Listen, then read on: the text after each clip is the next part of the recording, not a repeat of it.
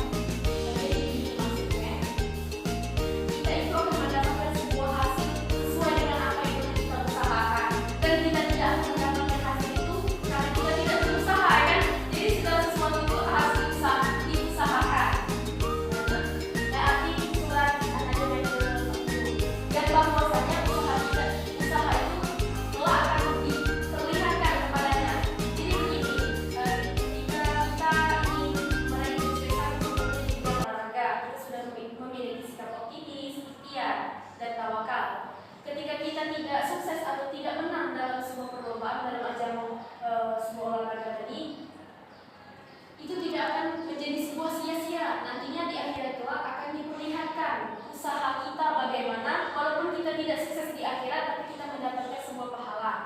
Lanjut artikel surat ke-40. Kemudian akan diberi balasan kepadanya dengan balasan yang paling sempurna. Jadi usaha kita di dunia ini tidak akan sia-sia, semuanya sudah tercatat dan semuanya akan mendapatkan sebuah imbalan yaitu berupa pahala. Itu sesuai dengan apa yang kita lakukan. Jadi surat An-Najm ayat ke-42, dan bahwasanya kepada Tuhanmu kesudahan atas segala sesuatu. Jadi ya, di setiap sebuah usaha tuh kita sudah berusaha, tetap hasilnya kita serahkan kepada Allah. Kita serahkan, misalkan kita pengennya ke bidang olahraga, tapi Allah menentukan kita di bidang keguruan. Jadi itu merupakan sebuah kesudahan atau sebuah takdir yang paling baik yang telah ditentukan oleh Allah Subhanahu wa taala.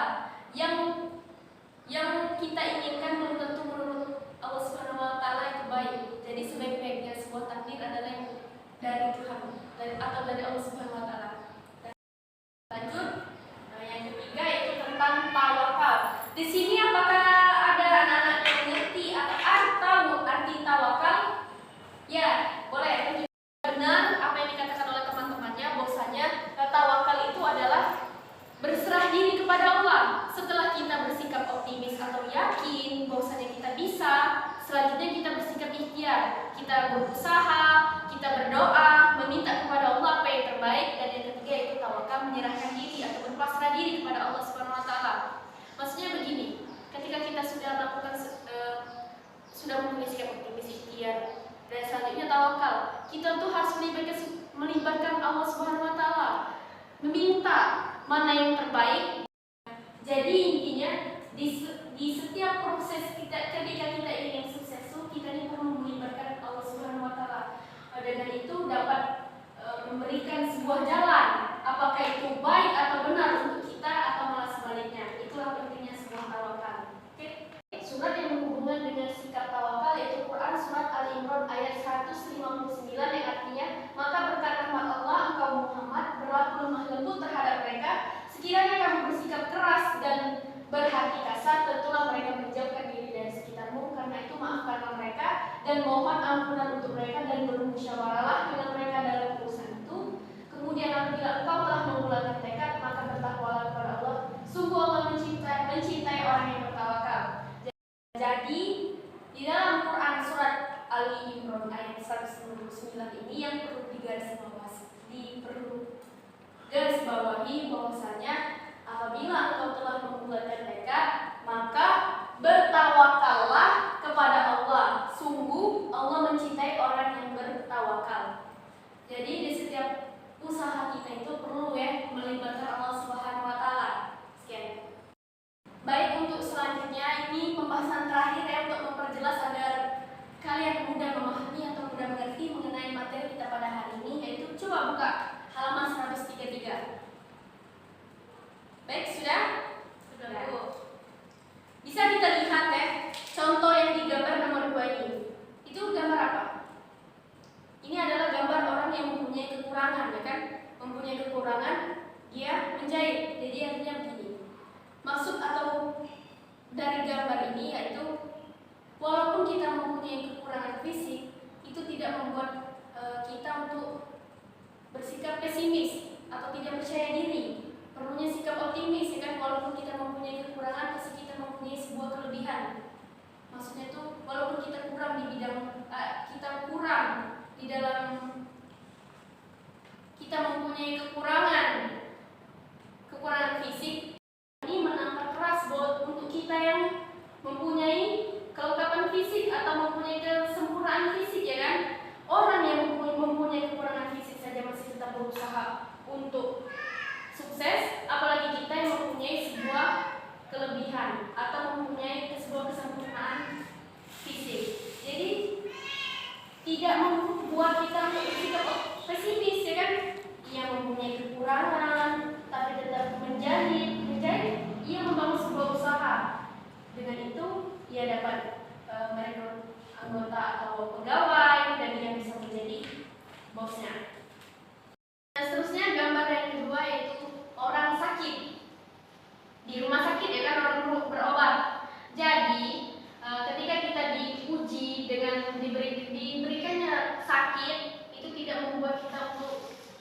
tidak bersikap optimis, ikhtiar dan tawakal tadi. Harus berusaha ya kan? Kita sakit harus berobat.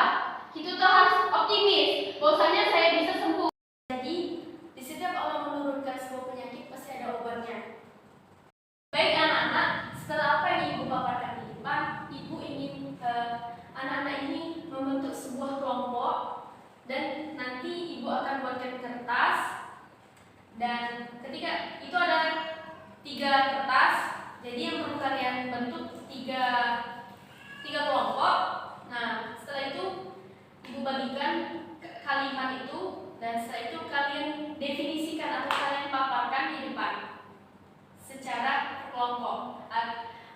Dengan ini sampai mana sih pemahaman kalian setelah apa yang ibu paparkan di depan? Jadi setelah apa yang kita lakukan hari ini perlu ibu perjelas lagi bahwasanya ketika kita ingin meraih sebuah kesuksesan maka 3 sikap yang perlu kita punyai. Yang pertama optimis, yang kedua ikhtiar, yang ketiga tawakal. Jadi ketiga ini keterkaitan. Tidak bisa yang namanya ketika kita ingin sukses dengan optimis dan ikhtiar saja tanpa tawakal. Artinya kita tidak mempercayai adanya Tuhan ya kan? Tidak mungkin, itu namanya sombong kan artinya kan? Tidak mempercayainya adanya Tuhan. Dan juga tidak mungkin bahwasanya ketika kita ingin sukses itu hanya memiliki sikap optimis dan tawakal. Artinya kita yakin, kita serahkan kepada Allah bagaimanapun hasilnya tanpa usaha itu namanya kosong. Misal contoh seperti ini, ketika kita ingin sukses tapi kita tidak berusaha, otomatis itu tidak akan mengabulkannya, tidak akan terkabul ya kan? Otomatis itu namanya ini kosong kan? Sama saja tidak akan membuahkan hasil. Kita yang sudah berusaha saja hasilnya belum tentu terwujud atau tercapai sesuai dengan apa yang kita inginkan, apalagi orang yang tidak berusaha sama sekali. Itu saja yang dapat ibu sampaikan hari ini. Baik, setelah apa yang ibu paparkan hari ini semoga bermanfaat dan semoga dapat dipahami ya kan. Minggu depan akan ibu tanyakan kembali mengenai ulasan materi pada hari ini. Sekian itu saja yang materi sekian ibu cukupkan ya. Marilah kita lapaskan hamdalah. Alhamdulillahirabbil alamin. Sudah ya nak, ibu minta maaf ketika ada salah kata. Kepada Allah ibu mohon maaf. Wabillahi taufiq wal hidayah. Wassalamualaikum warahmatullahi wabarakatuh. Sudah ya.